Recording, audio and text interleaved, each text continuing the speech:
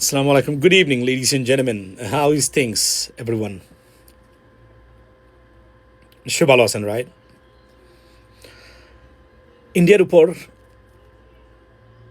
খড়গ ভয়াবহ আকার ধারণ করেছে মার্কিন যুক্তরাষ্ট্র থেকে, এবং আজকে I can take pride of my statement that I laid out, I think, year and a half ago.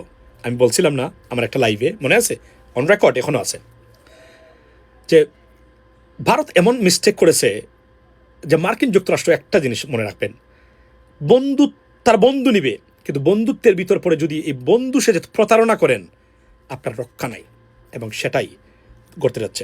একের পর এক দুঃসংবাদ ভারতের জন্য, H1B থেকে সব শুরু করে নানান বিষয়ে বিধিনিষেধ আসছে। সবচেয়ে ভয়ঙ্কর এবং বম্বশেল স্টেটমেন্ট দিয়েছেন ডেপুটি আপনার সেক্রেটারি অফ স্টেট ইন্ডিয়াকে নিয়ে। এই ভিডিওটা আমি ভিডিও করতে গেলে আমি এটা আমার একটু গরমিল হচ্ছে, তবে আপনাকে স্ক্রিনশটটা দিয়ে ভিডিওটা বানালাম।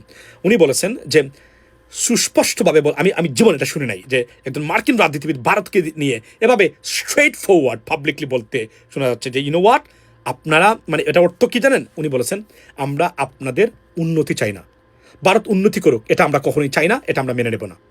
তারা চীনের মতো চীনকে উপরে তুলে দিয়ে তারা এখন বিপদগ্রস্ত, তারা ব্রিক্স করে এই করে। ভারত ব্রিক্সে যোগদান করার চেষ্টা করেছিল না, যে কারণে ভারতের অর্থাৎ মার্কিন যুক্তরাষ্ট্রের কাছে তাদের বন্ধুত্বের মৃত্যু ঘটেছে, যার সব কিছু এখন আপনি দেখতে পাচ্ছেন। উনি সুস্পষ্টভাবে বলেছেন, ভারত উন্নতি করুক, উন্নত রাষ্ট্র হোক, এটা আমরা চাই না। ওয়াই?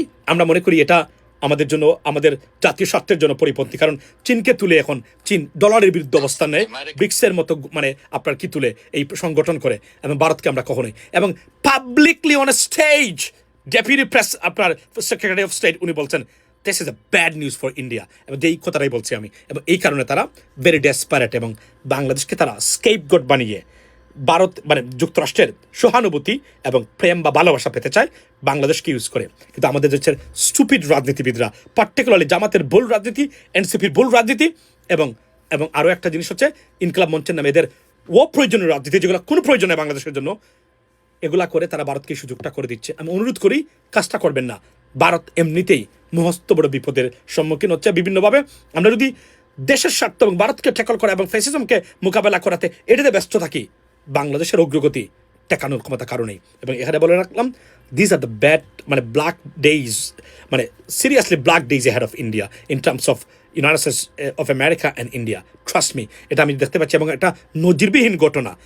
আমরা যদি সচেতন থাকি, বুদ্ধিদীপ্তভাবে আমরা কাজ করতে পারি, বাংলাদেশের প্রোগ্রেস, প্রসপারিটি টেকানোর ক্ষমতা কারণেই। আর যদি বুদ্ধিদীপ্ত না হই, স্টুপিড হই, নাসিরুদ্দিন পাটোয়ারির মতো ইরানে গিয়া মানে আমি বিরান হওয়ার চেষ্টা করি, তাহলে আমাদের জন্য কপালে খারাপই আছে। কেননা ভারত বাংলাদেশকে ইউজ করে মার্কিন যুক্তরাষ্ট্রের সহানুভূতি নেওয়ার চেষ্টা করবে। That's the bottom line, ladies and gentleman. আশা করি আপনারা জ্ঞানী হবেন, বুদ্ধিমান হবেন, ইন্টেলেকচুয়াল হবেন, বোঝার চেষ্টা করবেন আমার বক্তব্যের অর্থটা বা শানে নজুল বা সারমর্মটা কি, বাংলাদেশে রক্ষা করবেন। That's what it is. ভালো থাকবেন। আসসালামু আলাইকুম।